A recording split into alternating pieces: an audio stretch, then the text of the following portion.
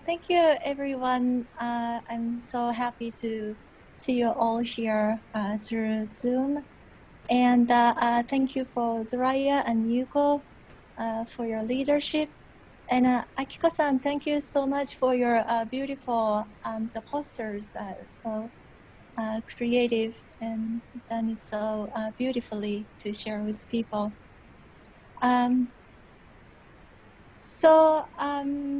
Today, I wanted to kind of talk about how the mass media has largely influenced and shaped our body, thoughts, and behavior, including sexuality. This summer, I took a sociology and human sexuality course at college that inspired me to think of the popular culture suggests what it means to be a person and sexual for both men and women. Today, from a blind woman's perspective, I would like to share my thoughts and suggestions about our physicality, influenced by media with fresh vision. First, I would like to talk about the dynamic of media influence of eating behavior. Body image and eating disorder has been playing a significant role upon female body in contemporary and financial stable countries, especially in the past 40 years. This phenomenon is especially popular among young women. Studies of magazines reveal that between 1970s and 1990s, the ideal female body shape became slimmer and less curvaceous. The one half of adolescent girls consider themselves as overweight and have attempted to diet. While their body is still developing during puberty, normal weight gain and changes in body composition lead many adolescents to become concerned about their weight. Some young women take drastic danger measures to be thin that lead to major eating disorder, that is anorexia nervosa and bulimia. Anorexia nervosa is characterized by dramatic and severe self-induced weight loss, while bulimia is characterized by a pattern of binge eating and extreme weight loss measures, including self-induced vomiting. Besides the biological component, the body is constructed by manipulation and modification of people's thoughts and environment, external components. What does this mean? This means our body is what we eat, how we dress, the daily rituals and practices through which we attempt to the body is a medium of culture and socialization. Both adults and youth spend most of our time watching medias, especially the internet has been expanded in our daily routines. Ironically, the study from 50 years ago suggests that one of the components of universal attractiveness is good health. Conversely, the icons and the models in the media are often underweight than healthy level. Compared to boys, early maturing girls has more poor body image. Many feminists has argued the reason why early maturation has been harder on boys and girls are because of the historical form of masculinity and femininity. The word femininity is a tricky word that has shaped women's body through external regulation, subjection, transformation, through the exacting and normalizing disciplines of diet in any time of our history and culture. Female bodies are trained to self-modification, constantly reminding them conviction of lack, insufficiency, and never be good enough. As a result, women are cutting off their flesh in both production of media and reality, and in extreme case, such intensified discipline could lead them to death. Now, I would like to, just one moment, my computer does something strange. Okay, so now I would like to change my topics about universal attractiveness that I kind of mentioned earlier.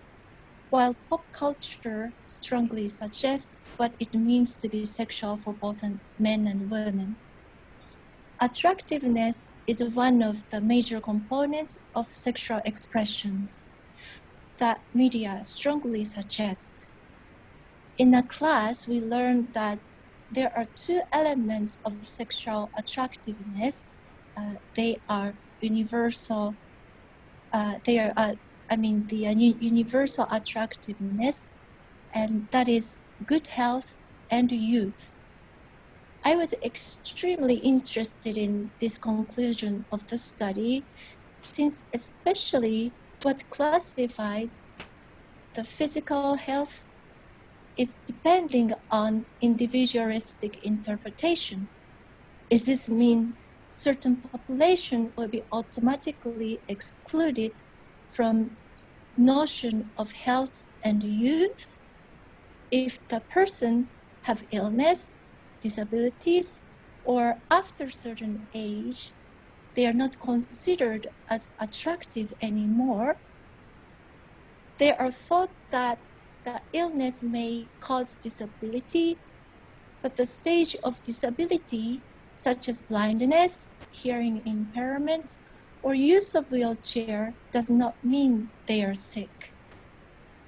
Even so, such bodies are only introduced under the illness section of the chapter in a textbook, and they are excluded away from the other important discussions. Aging is one of the elements that I was longing for since I was a child. Just as a flower has various stages within their short lives, from seeds through blooming to going back to earth in the bigger nature cycle, in my sight, human body has its own beauty. Youth can be one of the components of attractiveness, but so as the other stages of life. How wonderful to be older, where we learn each day and be able to be a better person.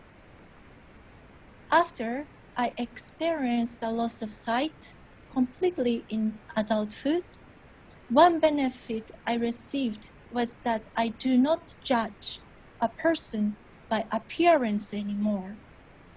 One of the reasons is because I was able to unleash myself from overwhelming numbers of visual information coming from TV shows, movies, advertisements on the subway, internet, and so on. Because of that, I found what contains in our body is more important to construct a person rather than the body itself as a container. And that is why I intentionally wanted to focus on impact of media tonight.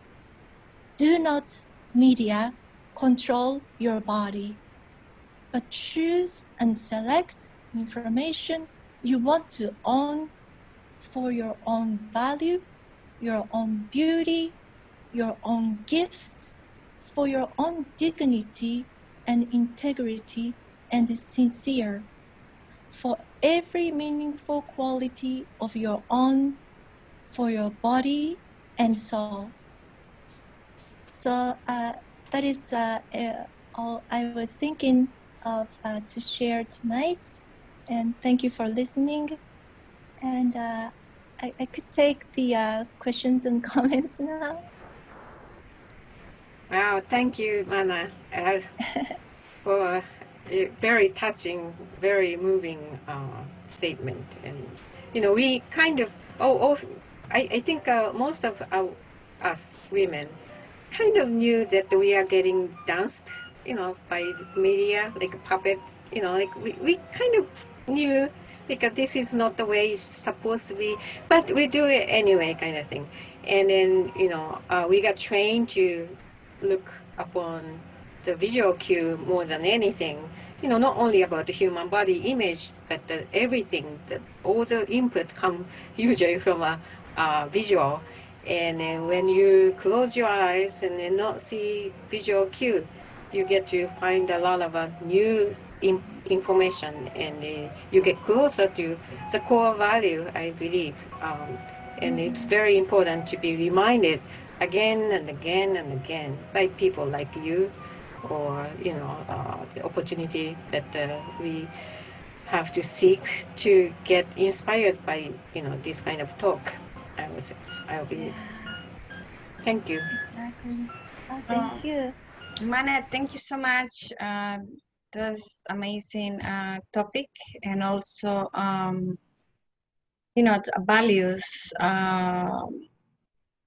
point about, you know, like it's not important to, you know, like a woman, like, you know, personally is sometimes I hear that, oh, I'm too skinny, you know, I need to lose weight.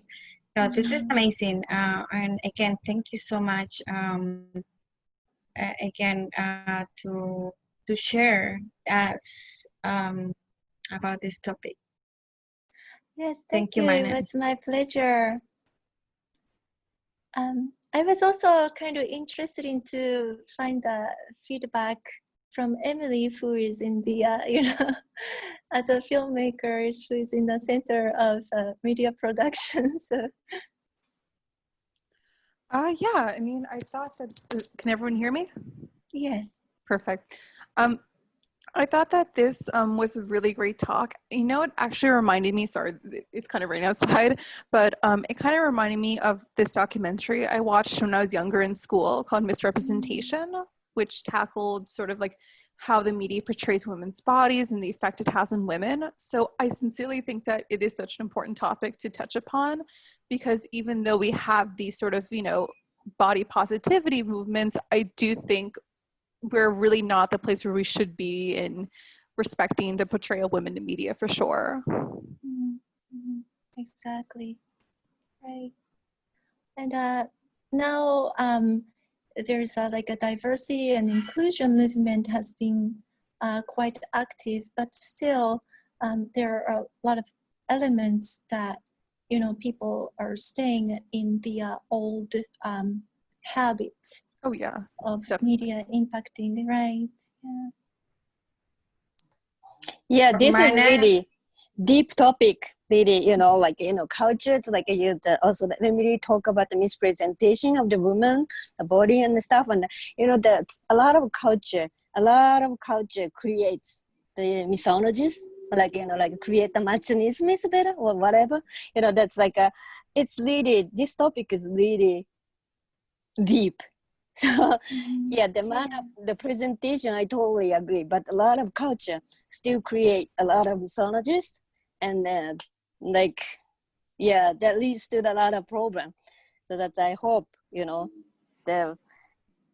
this can, you know, the mispresentation can be somehow go to different direction in every culture. That's what I'm hoping for. Yeah, exactly. Mm-hmm. It was a great topic. Thank you, Mana. Thank you. I just want to respond to very important feedback one of the reasons I took this human sexuality class is exactly like you said, in many cultures, like somehow like we have these like models or the idols, like what it means to be attractive and what is, like the, that comes from kind of like a sexuality, so attractive for whom, and normally it's for the opposite gender. Mhm. And but to me, yeah, I think more we focus on the internal reality. I think there's like a breakthrough of this human habit. The most important thing is like the group like this, and individually focus on your own, like I mentioned, like our own value, just as, as a person, and that is the spiritual like elegance and the spiritual dignity. What is the most beautiful thing? Helen Keller used to say, is something you don't see, but it's something inside of our human body. So I really religiously like believe in that element. So I think as I have this kind of gathering, and to find out person's gift and a talent and their own beauty will be a kind of breakthrough for this like huge cultural habit that we, the human beings, built in a history. Yeah, I totally agree. Me too, I agree. I agree, Mana. Again, thank you so much, and like it's amazing topic.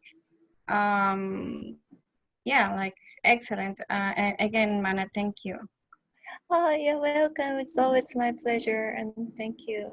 And thank you for your leadership and for Yuko to always like organize everything, checking everything. It's like everything on the yeah. right moment. I don't do anything. I just set up the Zoom and then advertise. That's it. No, I think you do are a always, major yeah. things, please. Susan, please. I have a question, or a question and some thoughts. So, Mana, did you do this as a class where you were researching material and reading things? And was it like what you presented today? Yeah. Was it a result of research that you have read? Yeah, I'm sorry. Now it's like all of a sudden the thunderstorm, so like a dramatically outside, and my guide dog is very excited. Sorry. Yeah. Oh. So yeah.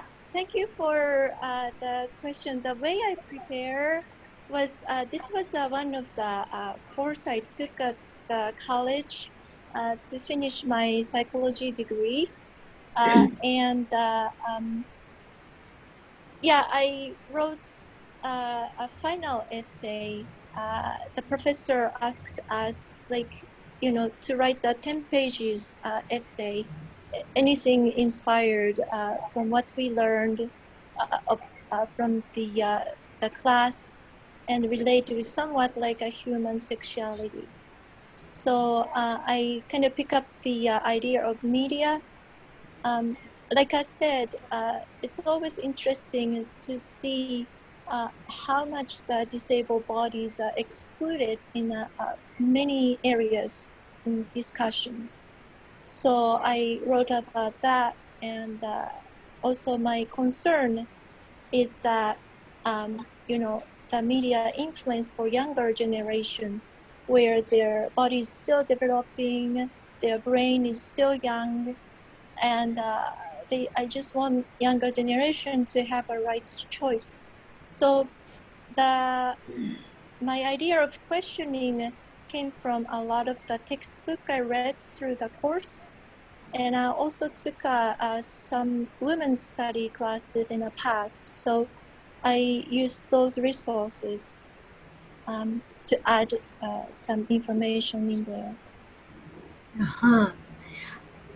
I would like to comment that for me, listening to your presentation was, it's not like, you talked about things that I didn't know or I was not aware of, because I'm aware of how the media permeates things and puts like a perspective that is not the total perspective.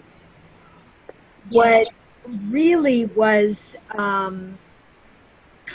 it was astounding to me is to listen to your perspective from a research that is very factual, that it's been talked about and discussed, and this is like, from a textbook kind of perspective, because I've always been from the perspective of, well, this is my personal opinion, these are the opinions of my friends, and but to hear it from this kind of a like an intelligent, more mental perspective of, oh, this is how it is, and outlining factual things, it is like, whoa, somebody gets it, and it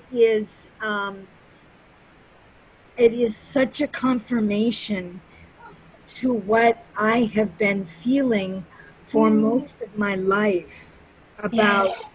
the media's idea about a woman's body and a woman's sexuality and even men's and what that means. And I I don't know if I'm explaining it well, but just to hear this perspective of very like factual and researched is like, wow. So somebody, that means that there are lots of people who get it, who really see this perspective, and it becomes like at a different level. Yeah. Do you understand what I'm saying? It's Yeah. not just Yeah.